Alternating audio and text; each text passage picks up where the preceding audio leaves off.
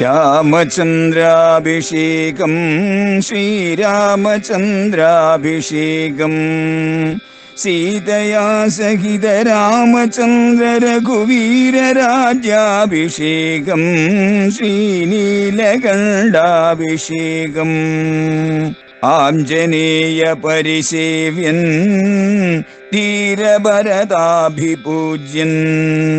വീരലക്ഷ്മണ കുമാര ശത്രുഘ്ന സോദരാർച്ചിത പദാബ്ജൻ ശ്രീനീലകണ്ഠ ഹൃദയേശൻ രാമചന്ദ്രാഭിഷേകം ശ്രീരാമചന്ദ്രാഭിഷേകം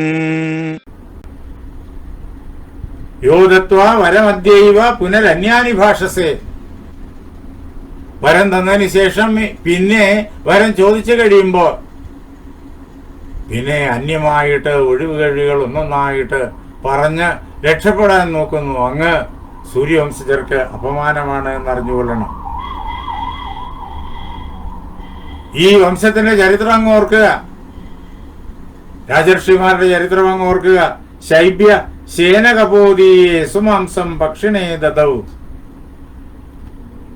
കപോതത്തെ രക്ഷിക്കാൻ വേണ്ടിയിട്ട്, ഒരു മാടപ്രാവിനെ രക്ഷിക്കാൻ വേണ്ടിയിട്ട് ഒരു കഴുകന് പണ്ട് ശൈബ്യൻ എന്തു ചെയ്തു? ആ മാടപ്രാവിന്റെ പ്രാണരക്ഷയ്ക്ക് വേണ്ടിയിട്ട് തന്റെ ശരീരത്തിൽ നിന്നിട്ട് മാംസം വെട്ടിയെടുത്ത് കഴുകന് കൊടുത്തു. എന്നാൽ മാത്രമേ, തുല്യമായ ഭാരം മാംസം കൊടുത്താൽ മാത്രമേ കഴുകൻ ആ കപോതത്തെ കൊല്ലാതെ വിടുകയുള്ളൂ എന്ന് പറഞ്ഞു. അതിനുവേണ്ടി തന്റെ ശരീരത്തിൽ നിന്നിട്ട് മാംസം വെട്ടിയെടുത്തു കൊടുത്തു. അങ്ങനെ പ്രാണൻ ത്യജിച്ചു ശൈബ്യൻ. അതങ്ങ് ഓർക്കുന്നുണ്ടോ? എത്ര വലിയ ത്യാഗമാണ് അദ്ദേഹം ചെയ്തത്. വാക്ക് പാലിക്കാൻ വേണ്ടിയിട്ട്, ജീവരാശികളെ രക്ഷിക്കാൻ വേണ്ടിയിട്ട്. അളർക്ക ചക്ഷുഷീതത്വ ജഗാമ ഗതിമുത്തമാം. അളർക്കൻ എന്നു പേരായ സൂര്യവംശജനായ രാജാവ്, അദ്ദേഹം തന്റെ കണ്ണുകളെ ദാനം ചെയ്തു. തന്റെ കണ്ണുകളെ ദാനം ചെയ്തിട്ട് വേറൊരു ജീവിയെ രക്ഷപ്പെടുത്തി. അതിന് കാഴ്ചയില്ല, കാഴ്ച നൽകാൻ വേണ്ടിയിട്ട് തന്റെ കണ്ണുകളെ അതിന് ദാനമായി നൽകി. അങ്ങനെ അദ്ദേഹം ഉത്തമമായ ഗതിയെ പ്രാപിച്ചു. ആ മഹാത്യാഗത്തിലൂടെ അദ്ദേഹം പരമ പുണ്യമയമായിട്ട് ലോകങ്ങളെ നേടി. സമുദ്രമാണെങ്കിലോ സാഗര സമയം കൃത്വ ന വേലാമതി വർത്തതേ. സമുദ്രം പണ്ട് ദേവന്മാരോട് പ്രതിജ്ഞ ചെയ്തിട്ടുണ്ട്. താൻ തീരദേശത്തിലേക്ക് അതിക്രമിച്ച് കയറിയിട്ട് തീരദേശങ്ങളെയും ഭൂമണ്ഡലത്തെയും കടലിൽ വെള്ളത്തിൽ മുക്കുകയില്ല എന്ന് ദേവന്മാരോട് പറഞ്ഞ വാക്കാണത്. ഇന്നും സമുദ്രം അത് പാലിക്കുന്നു. സമുദ്രം ഒരിക്കലും ഭൂമണ്ഡലത്തിലേക്ക് കടന്നു കയറാറില്ല, തീരദേശങ്ങളെ വിഴുങ്ങാറില്ല. അതാണ് വാക്ക് പാലിക്കുക എന്നുള്ളത്. ജഡവസ്തുക്കൾ പോലും, രാജർഷിമാർ മാത്രമല്ല, ജഡവസ്തുക്കൾ പോലും നിലനിർത്തുന്ന പരമമായ ധർമ്മമാണ് എന്നറിയണം. അതുകൊണ്ട് സമയം മാനൃതം കാർഷീഹി പൂർവവൃത്തമനുസ്മരൻ.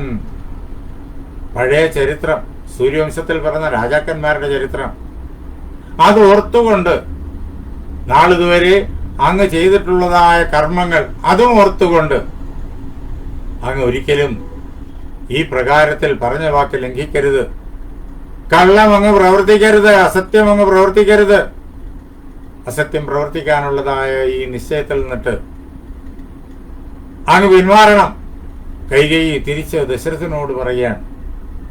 രാമനോടുള്ളതായ കൈകേയിയുടെ സ്നേഹം, ദശരഥനോടുള്ളതായ കൈകേയിയുടെ സ്നേഹം, അമ്മ എന്നുള്ള നിലയിൽ കൈകേയിയുടെ ഔന്നത്യം, ഇതെല്ലാം ചൂണ്ടിക്കാണിച്ച് ദശരഥൻ കൈകേയിയോട് യാചിച്ചപ്പോ അതിന് നേരെ ബദലായിട്ട് ദശരഥന് അനങ്ങാൻ പറ്റാത്ത രീതിയിൽ ആ വംശപാരമ്പര്യവും രാജർഷിമാരുടെ ധർമ്മവും ഒക്കെ ചൂണ്ടിക്കാട്ടി അനേകം സംഭവങ്ങൾ, അളർക്കൻ ഉൾപ്പെടെയുള്ള ആളുകളുടെ, രാജാക്കന്മാരുടെ ആ ത്യാഗകഥകളെല്ലാം ചൂണ്ടിക്കാട്ടി ആ പവിത്ര പന്ഥാവിൽ നിന്നിട്ട് അങ്ങ് വ്യതിചലിക്കരുത് എന്ന് കൈകേയി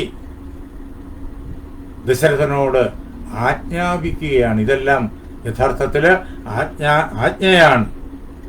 ഒരിക്കലും അങ്ങയുടെ വാക്കിനെ, അങ്ങയുടെ പ്രതിജ്ഞയെ, സമയം അങ്ങയുടെ പ്രതിജ്ഞയെ അങ്ങ് അനർത്ഥമാക്കരുത്, കള്ളമാക്കരുത്. അതല്ല, അങ്ങയുടെ വാക്കിനെ ലംഘിക്കുമെന്ന് ഉറച്ചു നിൽക്കുകയാണെങ്കിലോ എങ്കിൽ കേട്ടുകൊള്ളൂ. സത്വം ധർമ്മപരിത്യജ്യ രാമം രാജ്യേ അഭിഷിച്യ സഹ കൗസല്യയാ നിത്യം എന്തും ഇച്ഛസി ദുർമതേ. അല്ലയോ ദുർമതിയായ ദശരഥ മഹാരാജാവേ, ദുഷ്ടബുദ്ധിയായ ദശരഥ മഹാരാജാവേ, കൈകേയി അധികാരമോഹം മൂലം രാജാവിനെ വിളിക്കുന്ന പേരാണ്. അതുവരെ ഉണ്ടായിരുന്ന പ്രണയമെല്ലാം എങ്ങോട്ട് പോയി? അത് അപ്രത്യക്ഷമായി കഴിഞ്ഞിരിക്കുന്നു. ഇതാണ് ദുർമതികളുടെ യഥാർത്ഥ സ്വഭാവം. അവർ വേറൊരാളോട് സ്നേഹം പ്രകടിപ്പിക്കുന്നത് ആ ആളിനോട് ആദരവോ സ്നേഹമോ ഇഷ്ടമോ ഉള്ളതുകൊണ്ടല്ല, തന്നോടുള്ള ഇഷ്ടം കൊണ്ടാണ്. തന്നോടുള്ള ഇഷ്ടം, തനിക്ക് ശുഭമുണ്ടാകണം, തനിക്ക് വിജയമുണ്ടാകണം, തനിക്ക് ലാഭമുണ്ടാകണം, അതുകൊണ്ടാണ്, അതിനു വേണ്ടിയിട്ടാണ് മറ്റുള്ളവരോട് അവർ പ്രിയം ഭാവിക്കുന്നത്. അതല്ലാതെ ഈ ലോകത്ത് ആരോടും സ്നേഹമുണ്ടായിട്ടില്ല. അതാണ് ദുഷ്ടബുദ്ധികളുടെ രീതി. സൽബുദ്ധികളാണെങ്കിൽ ഇങ്ങോട്ട് യാതൊരു ലാഭവും കൊതിക്കാതെ മറ്റെല്ലാവരുടെയും ക്ഷേമ ഐശ്വര്യങ്ങൾക്ക് വേണ്ടി പ്രയത്നിക്കും, ബാക്കി എല്ലാവരെയും സ്നേഹിക്കും. ദുഷ്ടബുദ്ധികൾ അങ്ങനെയല്ല. തന്റെ സുഖത്തിനു വേണ്ടിയിട്ട് മറ്റുള്ളവരെ സ്നേഹിക്കുന്നു. എപ്പോഴാണോ മറ്റുള്ളവരിൽ നിന്ന് തനിക്ക് ഇനി ലാഭം കിട്ടില്ല എന്നുള്ള അവസ്ഥ വരുന്നത്, അപ്പോൾ അതുവരെ ആരോടാണോ താൻ സ്നേഹം കാണിച്ചത് ആ ആളിനെ എല്ലാ പ്രകാരത്തിലും നിന്ദിക്കുകയും ഉപദ്രവിക്കുകയും ചവിട്ടിത്തേക്കുകയും ഒക്കെ ചെയ്യും. അതാണ് ഈ അവസരത്തില് കൈകേയിൽ നിന്ന് കാണുന്ന സിംഹാസനത്തോടുള്ളതായ മോഹം. ആ മോഹം മൂലം കൈകേയി ദശരഥനോട് ഇങ്ങനെ പെരുമാറുന്നു. ആ സിംഹാസനം ദശരഥന് അവകാശപ്പെട്ടതാണ്. അത് ആർക്ക് കൊടുക്കും എന്ന് തീരുമാനിക്കാനുള്ള അധികാരം ദശരഥനിൽ നിക്ഷിപ്തമാണ്. അതിന് സൂര്യവംശജരുടേതായിട്ടുള്ള ഒരു നിയമാവലിയുണ്ട്. അങ്ങനെ മാത്രമേ ആ അധികാരം കൈമാറാനാകൂ. ഇങ്ങനെയൊക്കെയാണെങ്കിലും തന്റെ ആഗ്രഹം നേടിയെടുക്കാൻ ആ ദുഷ്ടബുദ്ധിയായ കൈകേയി ഇങ്ങനെ രാജാവിനെ അദ്ദേഹം ദുഷ്ടബുദ്ധിയാണെന്ന ആരോപം ഉന്നയിച്ചുകൊണ്ട് തന്നെ അധിക്ഷേപിക്കുന്നു. അല്ലയോ മഹാരാജാവേ,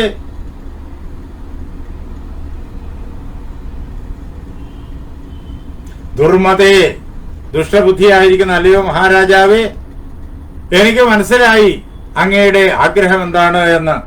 സത്വം, അങ്ങനെയുള്ളവനായ അങ്ങ്, സ്വാർത്ഥബുദ്ധിയായിരിക്കുന്ന അങ്ങ് ധർമ്മത്തെ ഉപേക്ഷിക്കാനായിട്ട് തയ്യാറെടുത്തിരിക്കുന്നു. ധർമ്മം പരിത്യജ്യ, ധർമ്മത്തെ ഉപേക്ഷിച്ചിട്ട് രാമം രാജ്യയെ അഭിഷിച്ച് അങ്ങയുടെ മൂത്തമകനായിരിക്കുന്ന രാമനെ സിംഹാസനത്തിലിരുത്തി യുവരാജാവായിട്ട് അഭിഷേകം കഴിച്ചിട്ട് സഹ കൗസല്യയാ നിത്യം രന്തുമിച്ഛസി, കൗസല്യയോടൊപ്പം അങ്ങ് സുഖമായിട്ട് ഈ അയോധ്യയിൽ ദീർഘായുസ്സായിട്ട് വസിക്കാൻ ആഗ്രഹിക്കുന്നു.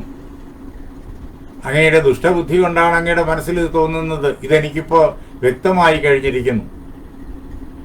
അങ്ങ് ധർമ്മത്തെ ഉപേക്ഷിക്കാൻ തീരുമാനിച്ചിരിക്കുന്നു. എന്താ ധർമ്മം? കൈകേയിയുടെ വ്യാഖ്യാനം എങ്ങനെയാണ്? രാമനെ കാട്ടിലയക്കുന്നതാണ് ധർമ്മം. ഭരതനെ രാജാവായി വാഴിക്കലാണ് ധർമ്മം. എന്തുകൊണ്ട്? ഞാൻ അങ്ങനെ 2 വരങ്ങൾ ചോദിച്ചിരിക്കുന്നു. ആ വരങ്ങൾ തരാമെന്ന് അങ്ങ് നേരത്തെ പറഞ്ഞതാണ്. എന്ത് ചോദിച്ചാലും തരാമെന്ന് പറഞ്ഞതാണ്. ഇപ്പോഴും അങ്ങ് ഉറപ്പിച്ച് പറഞ്ഞതാണ്. ചോദിച്ചു കഴിഞ്ഞപ്പോഴേക്കും അങ്ങ് വാക്കുമാറുന്നു. അങ്ങനെ യഥാർത്ഥത്തില് മീനുകളെയും പക്ഷികളെയും ഒക്കെ വ്യാധന്മാര് വലയൊരുക്കി അതിൽ പിടിക്കുന്നത് പോലെ ദശരഥ മഹാരാജാവിന്റെ സത്യസന്ധതയെ ചൂഷണം ചെയ്തുകൊണ്ട് അദ്ദേഹത്തെ അരുതാത്തതായ ഒരു കാര്യത്തിലേക്ക്, ആ അരുതാത്ത കാര്യമാണ് ധർമ്മ്യം എന്ന് ശഠിച്ച് കൈകേയി നിർബന്ധിച്ച് വലിച്ചിഴക്കുകയാണ്. അങ്ങ് രാമനെ കിരീടം ധരിപ്പിച്ചിട്ട് കൗസല്യയോടൊപ്പം സുഖമായി കഴിയാം എന്ന് അങ്ങ് വിചാരിക്കുന്നു, ആഗ്രഹിക്കുന്നു. ഇതാണ് അങ്ങയുടെ പദ്ധതി. ഭവത്യധർമ്മോ ധർമ്മോ വാ സത്യം വാ യതി വാ നൃതം യത്വയാ സംശ്രിതം മഹ്യം തസ്യ നാസ്തി വ്യതിക്രമ. അല്ലയോ രാജാവേ, അങ്ങ് പറഞ്ഞല്ലോ രാമന് കിരീടം വയ്ക്കുന്നതാണ് യഥാർത്ഥത്തിൽ ചെയ്യേണ്ടതായിട്ടുള്ളത്, രാമനെ കാട്ടിലയക്കുന്നത് ശരിയല്ല എന്നൊക്കെ അങ്ങ് പല പ്രകാരത്തിൽ പറഞ്ഞു കേൾപ്പിച്ചല്ലോ. ഒരു കാര്യം അറിയാം, എന്റെ തീരുമാനത്തിന് മാറ്റമില്ല, എന്റെ ആവശ്യത്തിന് മാറ്റമില്ല. എന്റെ ഈ ആവശ്യം, ഈ രണ്ടാവശ്യങ്ങൾ, അത് സത്യമായിക്കൊള്ളട്ടെ അസത്യമായിക്കൊള്ളട്ടെ, അങ്ങ് അങ്ങയുടെ പാണ്ഡിത്യം വെച്ചുകൊണ്ട് ഇതിനെ അസത്യമെന്നും എന്റെ ഈ ആവശ്യങ്ങൾ അസത്യമാണെന്നും അധർമ്മമാണെന്നും ഒക്കെ വ്യാഖ്യാനിച്ചെന്ന് വരും. ഞാനതൊന്നും ചെയ്തുകൊള്ളുന്നില്ല. എന്റെ ഈ ആവശ്യങ്ങൾ, ഈ വരപ്രാർത്ഥന, അത് സത്യമായിക്കൊള്ളട്ടെ അസത്യമായിക്കൊള്ളട്ടെ, അത് ധർമ്മ്യമായിക്കൊള്ളട്ടെ അധർമ്മമായിക്കൊള്ളട്ടെ, അത് ഈ ലോകത്തിലുള്ള ഏറ്റവും വലിയ പാതകമായിക്കൊള്ളട്ടെ അല്ലാതായിക്കൊള്ളട്ടെ, എന്ത് തന്നെയായാലും യത്വയാ സംശ്രിതം മഹ്യം, ഞാൻ എന്താണോ അങ്ങയോട് പറഞ്ഞു കേൾപ്പിച്ചത് അതിന് യാതൊരു മാറ്റവുമില്ല. തസ്യ നാസ്തി വ്യതിക്രമ, അതിന്, ആ വരപ്രാർത്ഥനയ്ക്ക് യാതൊരു മാറ്റവുമില്ല ഒരു സാഹചര്യത്തിലും എന്ന് അങ്ങ് അറിഞ്ഞുകൊള്ളുക. അങ്ങ് ഞാൻ ചോദിച്ചതായി വരങ്ങൾ നൽകിയില്ലെങ്കിൽ അങ്ങക്ക് വലുതായിട്ടുള്ളതായ ദുഷ്പേര് വന്നു ചേരും എന്ന് മാത്രമല്ല, അങ്ങയുടെ മുന്നിൽ വെച്ചിട്ട് ഞാൻ പ്രാണത്യാഗം ചെയ്യും. കൈകേയി മഹാരാജാവിനെ ഭയപ്പെടുത്താനായിട്ട് പറയുകയാണ്. ഒരു ദിവസമെങ്കിലും ഈ കൊട്ടാരത്തിലും ഈ രാജ്യത്തിലുമുള്ള ജനങ്ങള് കൗസല്യയുടെ മുന്നിൽ ചെന്ന് ബഹുമാനത്തോടു കൂടിയിട്ട് രാജമാതാവെന്നുള്ള ആ ഒരു ആദരവോടുകൂടിയിട്ട് കൈകൂപ്പുന്നത് ഞാൻ കാണാനിടയായാൽ അതിൽ പരം ദുഃഖം എനിക്ക് വേറെ ഏതിരിക്കുന്നു. കൗസല്യക്ക് ആ പദവി ഒരു കാരണവശാലും കിട്ടാൻ പാടില്ല. മന്ധര കൃത്യമായ സ്ഥാനത്താണ് തന്റെ അസ്ത്രം പ്രയോഗിച്ചത്.